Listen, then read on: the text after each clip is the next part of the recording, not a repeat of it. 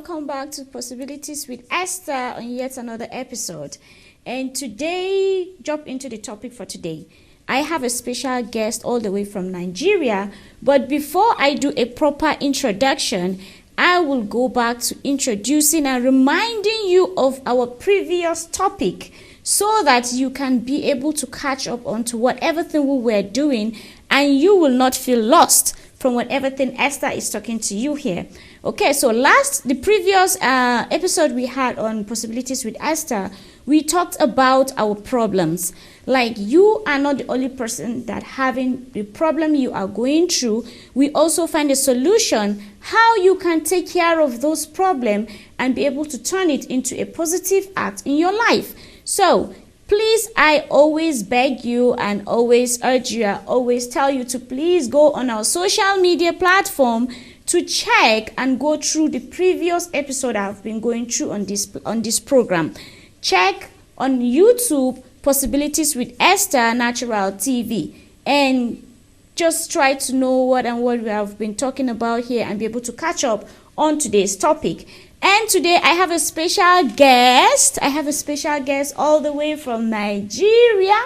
Not just from Nigeria, but also from the northern part of Nigeria. If you are always watching Possibilities with Esther, you know Esther is from the northern part of Nigeria. So having this special guest on my TV show, I feel like I'm already balanced at home. I feel like I'm eating my tuwo, my everything at home, So jump into it. I'm introducing to you Mr. Abubakar Mohammed Yahaya. And Mr. Abubakar Yahaya has been in Turkey for a while. He is a member of Advertising Practitioner Council of Nigeria and also an executive member of Nigerian community in Turkey. So just adjust your seat and don't go anywhere. We have a lot of packages for you to know what's going on, the challenges, and how foreigners are living in Turkey from Mr. Abubakar's experience. Nice to have you, Mr. Abubakar. Thank you very much. It's my pleasure to be here in your program. Thank you. I'm so happy to have you from home, Thank you. I'm still looking forward to... We are also happy seeing you here. Right? Of course. Thank you. Okay, so Mr. Abubakar, what brought you to Turkey? Well, I came to this country 8 years ago in 2012. And in 2011, when former Kano State Governor, former Senator of the Federal Republic of Nigeria, Rabi Okonkoso, was re-elected for his second tenure in Kano, he initiated a foreign scholarships program for Kano indigenes, and he set a good criteria for selection of those that will be sent abroad for their master's and PhD degrees. And fortunately for me, I met that criteria of having either first class or second class upper degree in your undergraduate. Okay. So the condition is this: you have to get first class or second class upper to be sent to a foreign country for your master's or PhD degree program. And God so mercy, I found myself in Turkey. I came in 2012. I was sent to Yashar University in Izmir, where I did my master's degree in media and communication. Because I got my first degree program from Bayero University, Kano, Department of Mass Communications. I graduated in 2009, and in 2012 I got the scholarship. I came here and studied at Yashar University. Wow. Have you ever thought of finding yourself in Turkey before the Even opportunity in came my up? dream, I have never. Because actually, in our country, it's hardly to get such opportunities just like that from our government. Why? Because normally the system operates on who you know and who knows you. Yeah, but when the governor came in his second term, he said, no, I want to change this selection criteria. Then he set some conditions, and you have to meet those conditions before you get the scholarship opportunity. So through that, alhamdulillah, I am opportune to be to be here for 8 years. I graduated, started working, and then continue to further my education as a PhD candidate in journalism in one of the prestigious universities here.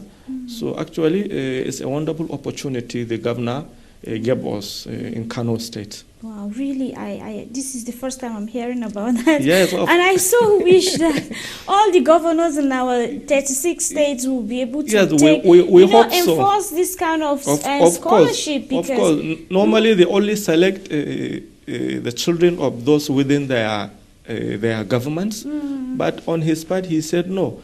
In most times, what happens is that when you send people who cannot go and get the certificate, or who will just go and be playing in those countries just because maybe their fathers, their mothers are close to the president or to the governor or to so executive director, they will go and then spend the years, squander the money given to them for nothing. You're actually right. But for someone who worked hard in Nigerian university to get first class, in all the conditions we are having in our tertiary institutions, you know it, you are from there, and then got such a very good certificate, then I'm sure when he finds himself in another country, abroad, where you can have all the facilities needed for education, I'm sure he will do very well, and he will face his studies squarely without having any problem. And I graduated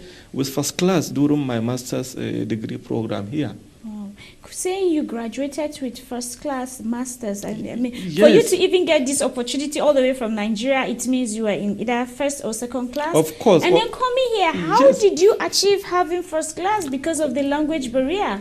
Actually, I studied in English language in Nigeria when I also came here because it's a private university in Izmir, and they offer my course in English language.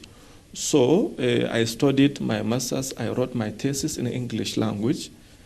But by the way, even though I came to study in English, I didn't waste much time to learn the Turkish language, because of course living here without understanding the language is a little bit problematic. You know, you have to, if you want to live here without, you don't want to face any problem, then you have to learn their language. Yeah, from Sakarya University. Sakarya University is one of the universities in Turkey. Sakarya is like a smaller city in Turkey. And I have come across some scholarship, like students from scholarship. They came, they had the opportunity, but because of the language barrier, or maybe because of the way of life, they couldn't adapt to the change. And they went back. They just abandoned the scholarship and left. Did you come across some of such students during your own time when you came to actually, like what I have earlier said, you know, when sending someone for a scholarship program, you have to scrutinize the students. You know, you have to select the best students who can go and do what they are sent for.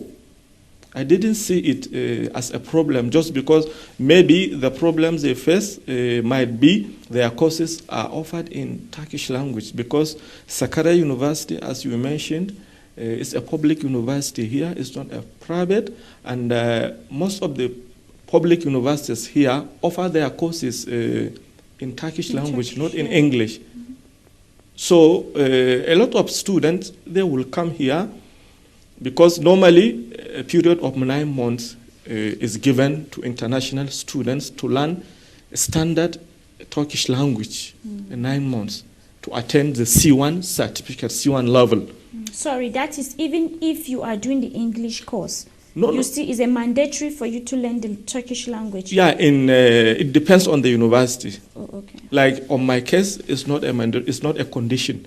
I came to study. The university is purely 100% in English.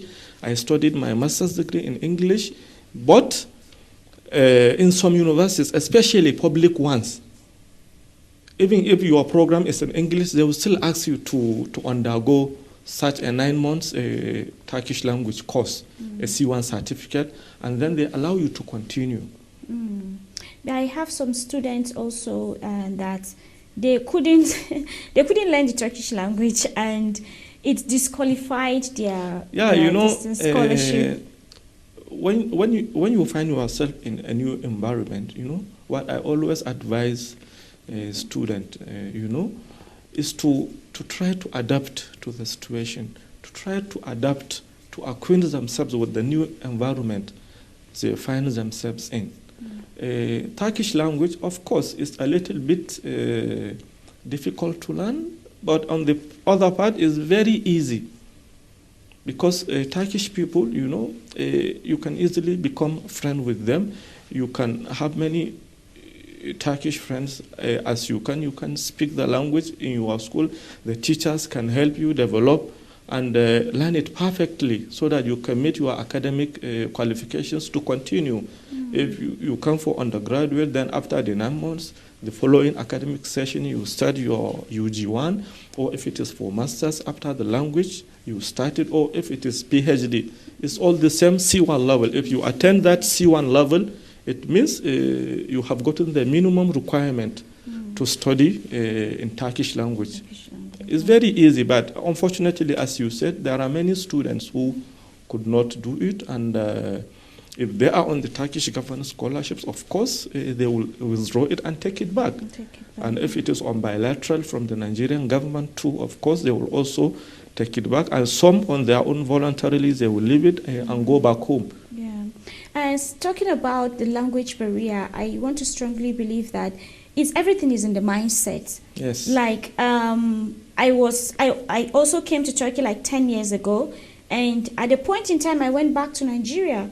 Reason being that I couldn't endure the language. And in the city, the secondary, I happened to be the only African woman. So you could imagine how everyone was looking at me, and I couldn't cope. So I went back to Nigeria, and after a while, I came back. Now, my point here is this. If you think language is a problem, I think the problem is your mindset.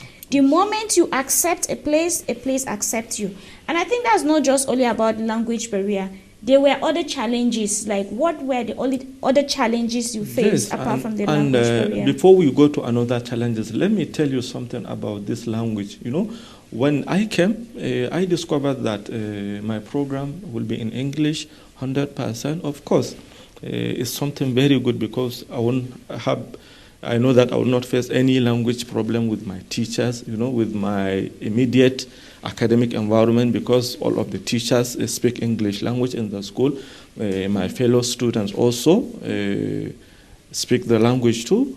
But on my own, when I was about to finish writing my master's thesis, it was like 5-6 months before, around January in 2012. In 2014. Then I told myself, when I finish and go back to Nigeria, go back to Kano, as a communication student, I came to Turkey, spent 2 years for master's degree, and I went back without learning this language. Then I said, it will be a problem for me. Yeah. It's like a shameful thing. As a communication student, came to a country, spent 2 years, and then didn't and could not understand their language. Which we all know that an extra international language is an edge for us, especially for a communicator. Of course. Then on myself found a center, because at my university, of course, they prepared some Turkish language classes, but for us, but only for a day-to-day, for a normal maybe market conversation, maybe street conversation with other people, so that when we go to shopping, so that we won't have much problem buying what we wanted at that time. So on my own, I attended a center there in Izmir. Out of my scholarships money, I was paying about $200 every month just to learn the language on my own. And I didn't, even at that time, I didn't even know that the language will be so beneficial to me. As I told you, I'm working now in a place where the language is a number one. Of course, it's a number one requirement. I'm a living witness of what listening to you speaking Turkish is like. You speak it even more than Hausa. Yes, even before I finished my master's, I got the job. Wow. I was writing my thesis from there and then doing my work as a part-time. from Izmir.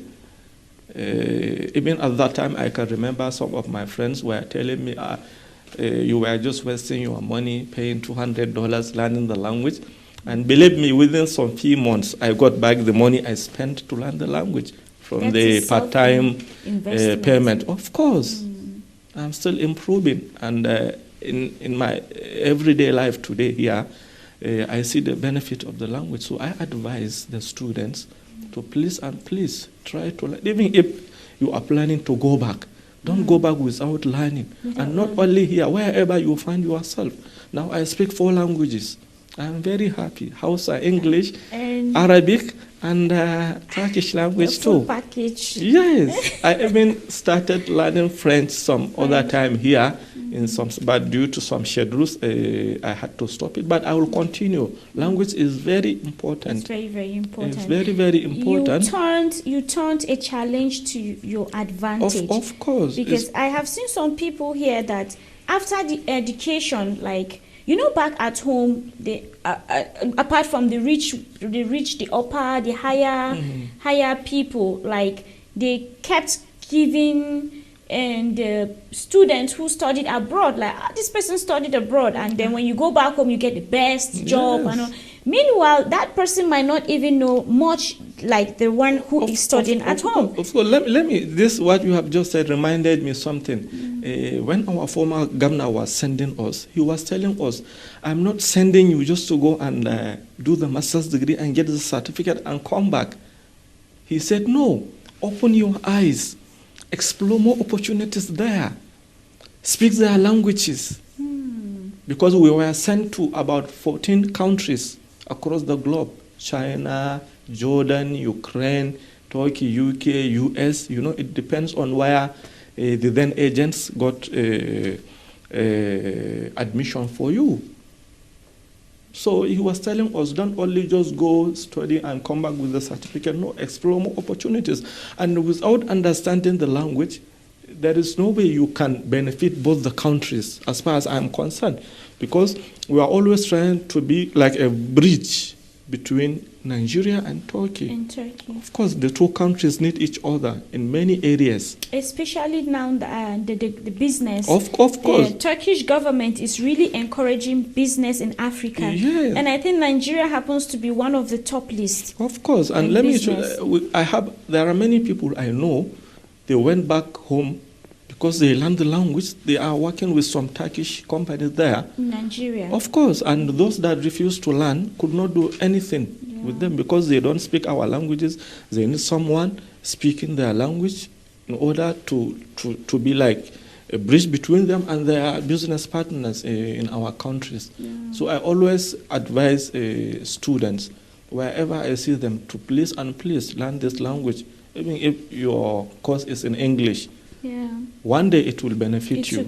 Of course. The 1 year I stayed in Turkey last time before I went back, when I went back, I was, at a point in time, I was facing some financial challenges. And I remember one of my aunts called me that, Esther, there are some Turkish people they came for business, and they need someone who can translate. The money was good, They will take care of my hotel. They will pay me good money.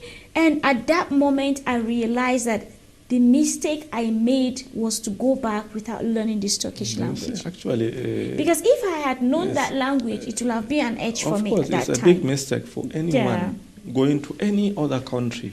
So what advice do you give to students who are planning to come over to Turkey for education?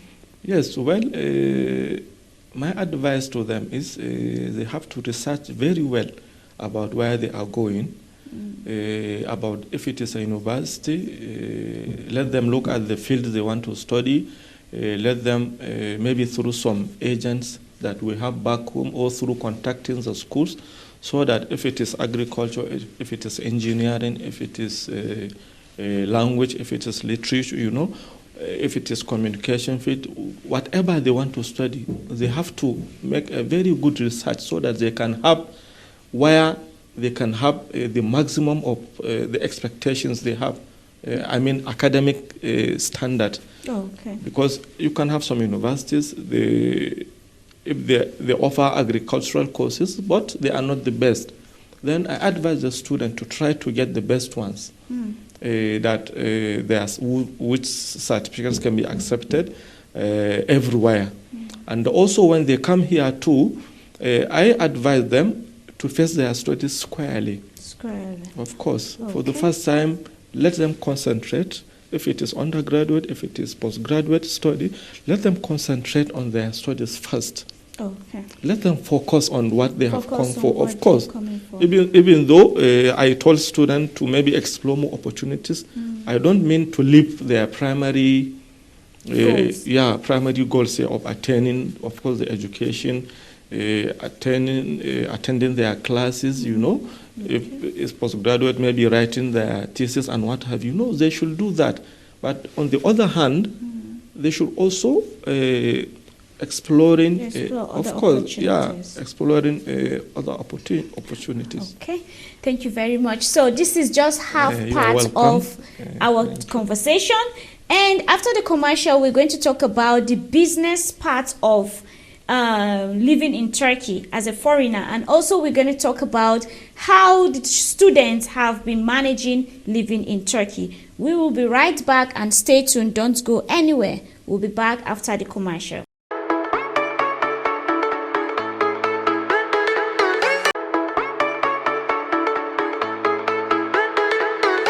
Welcome back to Possibilities with Esther on the second segment.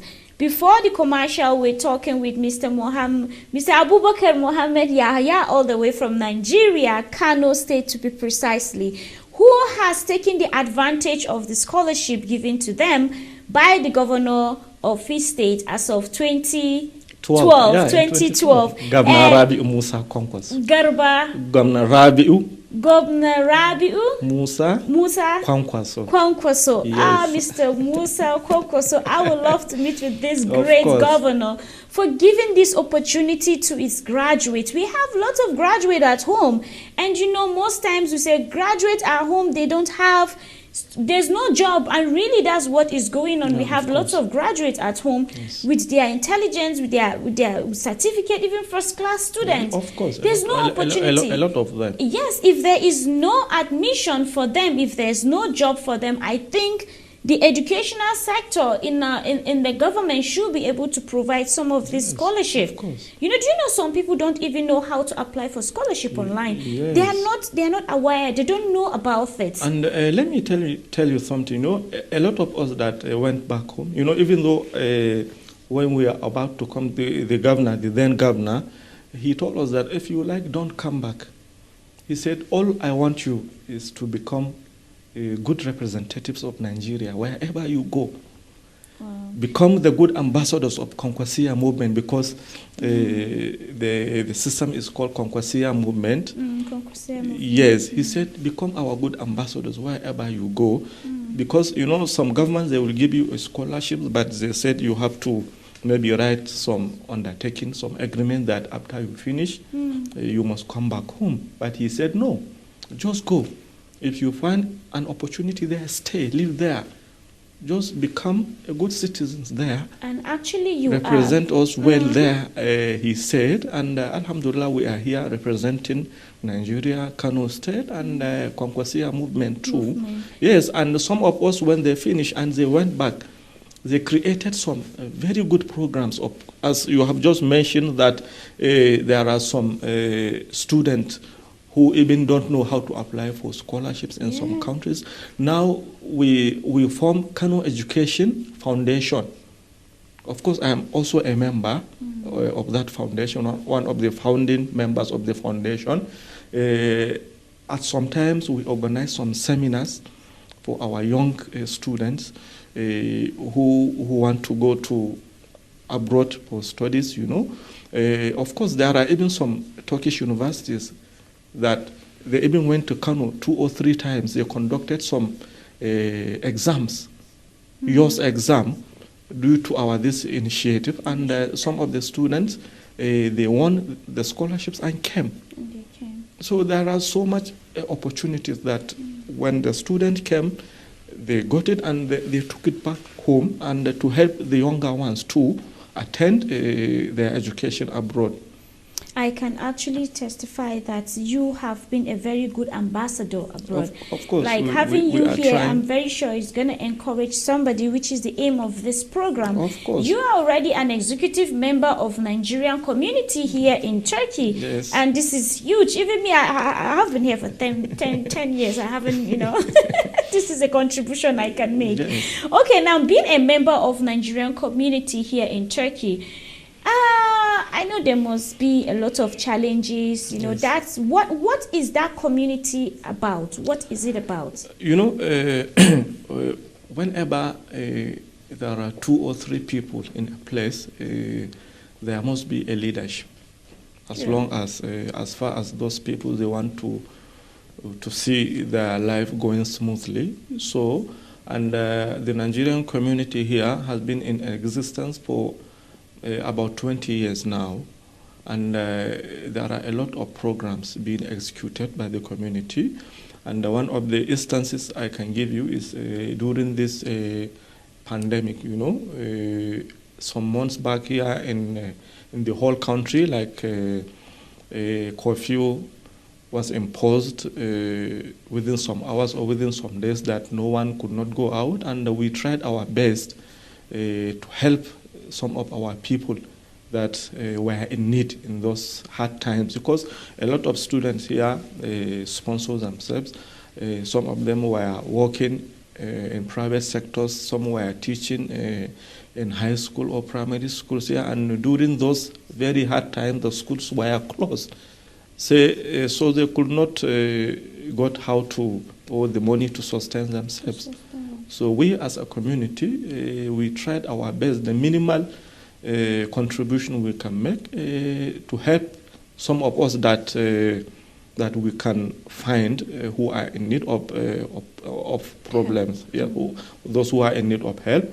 And apart from that, here there are so much thousands of Nigerians here living in Ankara, in Istanbul, in other parts of the country, especially in Istanbul. And through collaboration with the embassy, we are also trying to minimize the problems of Nigerians. Actually, you can see someone will come here, doesn't have, or will come maybe with 3 months visa, the visa will expire, and then will be hiding behind without residence permits. And we always try to counsel those ones that don't do that. When you come here, apply for your residence permit. If the immigration authorities issue a new one, fine. If they don't, they will ask you to go back, get another visa, and come back. Then, of course, accept it. Go back. I'm sure if you apply a visa and you meet all the requirements, the embassy will issue you another visa. Then you come back. We are trying to show our fellow Nigerians here, to shun any form of misconduct. Because when you go to someone's country and you overstayed there, of course, you are like tarnishing the image of your country, because their data will show that, yes, this person is from so-so country, from Nigeria. And it will also tarnish that person. Of course, it will affect all Nigerians here. Yeah, true. Like, what are the major, apart from the overstay, is there other challenges that most of the cases that come over on the table about Nigerians here? No, actually, sometimes we are having some, especially in Cyprus, because we are all seen as one community, or in Istanbul, sometimes you will find that Nigerians among themselves, maybe, any issue that is about giving and taking, when it is monetary issue, then of course people can clash, they can have a problem among themselves. So there are a lot of such cases.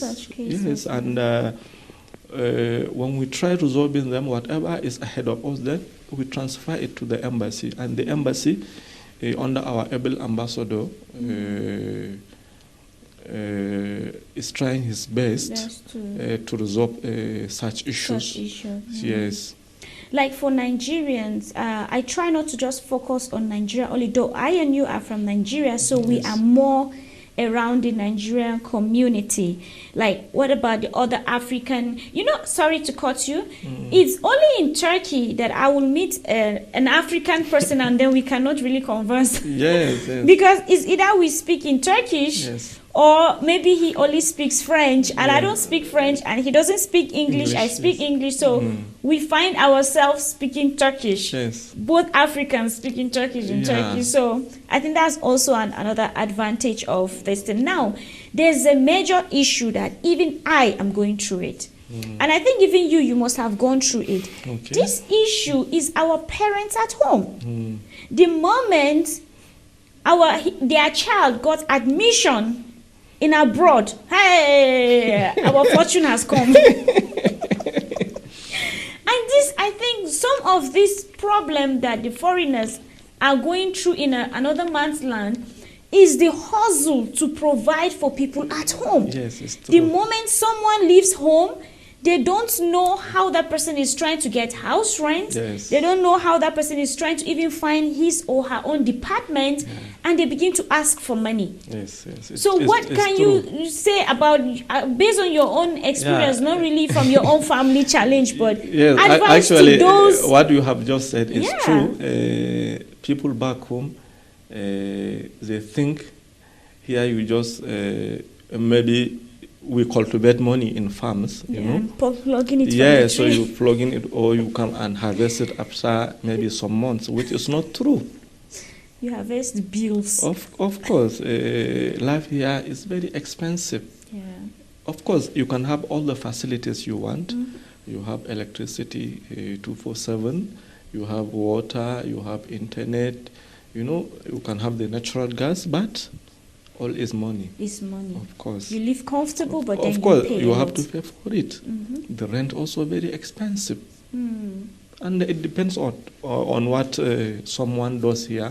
Maybe if you work here, maybe it depends on the income, the money you get as your salary. If you are a business person here, because we have, of course, a big number of business community here, mainly in Istanbul, not here in Ankara.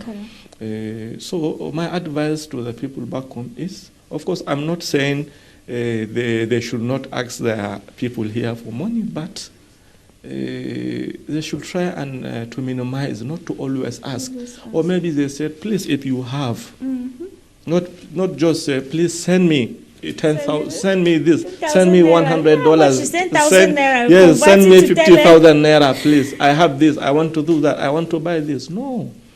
It's not like as people think. It's not like that. And I think most people get pressured in order not to disappoint people at home. Of course, you can work, you can have the money, but you will give them back. Yeah, you give them back. Electricity bill will come, natural gas bill will come, water bills will come, internet bills will come, and what have you, and what have you. So you get the money, but you give them back at the end. So my advice is, of course, let us ask if we have our brothers, our sisters, our daughters. But of course, if it is parent, we have to send to them, of course. Even if it is your last kobo, of course, your father, your mother back home, you have to send to them, of course. They have all the right to ask you. You have to give them as a good child. If you have. Of course, if you have. Of course, if you don't have, you cannot give them what you don't have. So parents, please and try to understand. If it is parent, when they ask you, then you know the language you will use to make them understand the situation you are in. True. Or like someone from outside that you can just tell him, no, I don't have. Don't ask me. No, if it is parent, then you know the language you will use to make your parent understand that, yes, this is the situation I'm in, and I'm sure they will understand you. Inshallah, they will understand. Yes, inshallah. It's so difficult for you to say. I don't have, like, you are staying abroad. We are seeing you on TV. We are seeing you doing this, so you should have money. Yeah, of course they will say it, but they don't know the working condition here. They don't know the salary someone takes here, And as I have said it earlier, they don't know, the expenses here, especially you have your children, you will take care of them, pay their school fees, they have their own extra needs, You know, if you don't have your own house, you have to rent an apartment to stay here. All these are very expensive things that foreigners are having here. In terms of rents, I think at this point I would tell bravo to our Nigerian landlords, because it's only in Nigeria you see a tenant who has not paid his house rent for 1 year. Of course. And all they will just say, oh God, beg. Yes. Because of God, don't here, act no one, paid they will us. come and evacuate you by force from the house.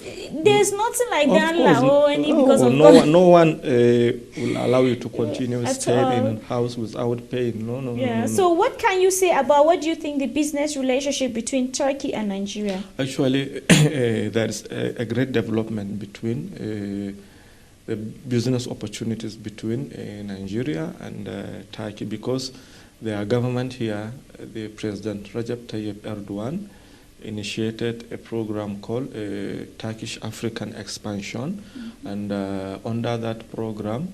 Sorry, can you repeat the name again? Yeah, Turkish African Expansion. Yes, okay. You know, he asked his business people to go to African countries to go and invest. And whenever you see it in the news, you know, a lot of African countries, they are coming here, or Turkish authorities, they are going there with their business people. They are signing bilateral agreement about boosting the business capital among themselves. So also between Turkey and Nigeria, actually, a lot of development is recorded so far. We have hundreds of registered companies here in Turkey, mainly in Istanbul.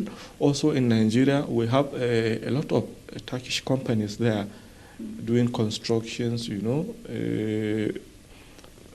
doing some works in the quarry businesses, you know. Some of them, they open shops in our big markets, you know, in our shopping malls. So we have a lot of Turkish business people back home doing their businesses in Nigeria. So if someone wants to come to Turkey for business, what will be your best advice on? Is it textile or what? As because sending perfumes home, sending liquid things, I heard it's kind of difficult to send home. Actually, now my advice to our business people, especially in Nigeria, is to try to help them, because when you look at the business chart between the two countries, it's like we in Nigeria, we consume, we take from Turkey. Every week, Turkish cargo goes to Lagos and Kano every week. But I heard that they come back empty. It's very unfortunate for us. It's not good. It's not good at all. The cargo, they will take hundreds of tons, take them to Lagos, take them to Kano, but they will come back empty without bringing anything back to their country, which is bad. Really, it's not good. So I advise our business people to please liaise with our embassy so that they can see what the Turkish markets need from Nigeria, so that when those air cargo land in Lagos or in Kano, they will give Nigerians their goods. They will also take goods to at least, even if not maybe 10 tons, 20, 100,000 of tons. Because actually the business partnership is not balancing. It's not balancing. We are at the receiving end. We are not giving. Yeah. And we have, from at home, I try not to go out of my point, and also try not to be too judgmental on something I'm not too certain, since it's on a TV. But from the little I understand, I know our president is really encouraging agriculture. Of course. And there are some home things that we don't have here. When I say we don't have here, I mean in Turkey. Yes. Like cashew nuts. Of I know course. they import it. Yeah. Cashew nuts, sesame seeds, and some other, some even this tiger nuts. Yeah, of course. Tiger nut is not really known here, and I know it has a very good health benefit. Yes. It's recognized in America. Yeah, even the palm oil too. Palm oil too. They have started bring them to Turkey now. Bringing them to Turkey. The yam we eat, they have also started bringing it here. You know, there are a lot of agricultural products that can be brought of here. Course. So I advise our business people to please try to explore that opportunity those air cargo should not be coming back to Turkey empty. Yeah. They have to be at least taking many goods back to their country. Yeah, and I also feel that it has a lot to do with our policy, our government policy, the custom policy. For here, I can say that, okay, the president here is trying to encourage its traders. Like there's a percentage that course, the government supports in Nigeria the traders. too. I guess So they have such plans also back home. That supports traders from home whatever you export, it's like they even give you some bonuses when you export something. So our governments too, actually, they are trying. Yeah, there is a good and viable environment for that. But it depends on the business people to do it. And I have said there might be many people who want to do it, but they don't have partners here. So that is why I earlier suggested that they can contact our embassy, because Nigerian embassy here is the representative of Nigeria. You can contact them. You can tell them you want to sell this and that, and on their own, of course, they must have done some researches about the companies here. You know, the best companies that they can link our business people with them. So our business people, they can contact, or they can even contact the Turkish embassy in Abuja. Of course, they must have their own maybe list of products that are needed from Nigeria in their country. Is there any phone number, a website, or anything that is, for example, as someone who wants to come and study abroad here in Turkey and would like to ask some major direction? Do you think that person, if the person, because really sometimes it's difficult to go through the Nigerian embassy, maybe picking up or the email response and all that.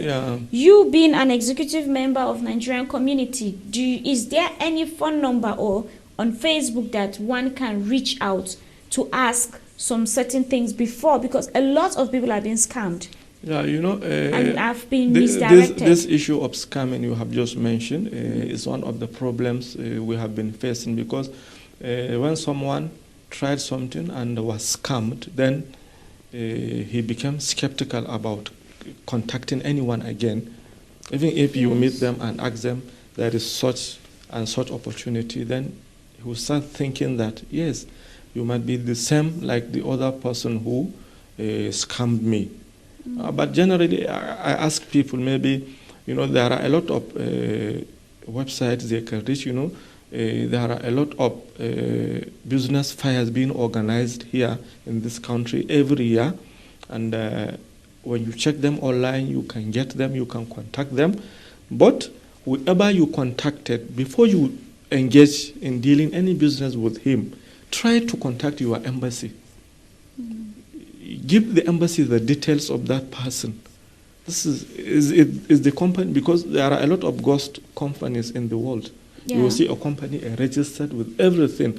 But it's not real. No, let me tell you a little story. There was a time someone, of course, he taught me in secondary school in Kiru in Kano. He once called my number. He said, Abubakar, I got a job in a petroleum company in Ankara. I say, oh, thank you. I'm happy for you, sir. Of course, I congratulated him. And I told him, thank you for contacting me, because I can maybe go and check it for you. And imagine, they have the website, the logo, the telephone number, the address, but they are all fake. I went to the area here, they said in Balgat. I didn't see anything like that. And I told him, it's not true. They are just scammers, and maybe they are not even in the country. Maybe they are just some people from somewhere created the website, and they contacted you, maybe, and I even asked him, I hope they didn't ask you for any money, because don't give them anything, because it's not true. So you see, it means at anywhere, at any time, you can have such problems. That is why when you directly contact the embassy, any businessman you meet, take their details, their company, their address, give the embassy. To confirm. Of course, because we have our business chancellor here in the embassy representing our Ministry of Commerce in Nigeria, and then they can investigate, and yes, they will tell you, yes, they are genuine people. There is no any problem. You can deal with them. You can do any business with them. Okay. This is my advice. I wish to have you more again because of time. Of course, thank you very much, and I'm ever ready to come back again. Yeah. Of course, we have a lot to talk. We have a lot to talk. We have a lot to talk. I hope very soon I will be back again. Inshallah, inshallah. Thank you so much for having you here. It is my pleasure to be here with you. As I say, I will definitely gonna have you back here. Thank you very much. And thank you for you who have been watching and listening and sitting down. I hope you've taken a lot of messages from us, how to apply and be aware of scammers if you want to apply for anything business here. And also, if your children are coming over here, please try to contact the Nigerian embassy to know the reality and realness of that university. And again, I want to really appreciate the governor who brought you here through the scholarship. Yes, I hope you will meet him soon. Whenever you travel back to Nigeria, I hope so. I will try you go and meet him and even maybe interview him too. Inshallah, I hope so. Okay, so we are getting to the end of this program, and please do not forget to go on our YouTube channel, check on Possibilities with Esther on Ntr TV, and please like, watch, and share. And I'm always available on the email on your screen. Try to send me a message if you want a topic to be discussed. Please do not hesitate to send. And this is the end for today, and I hope to see you next time with another exciting topic on Possibilities with Esther.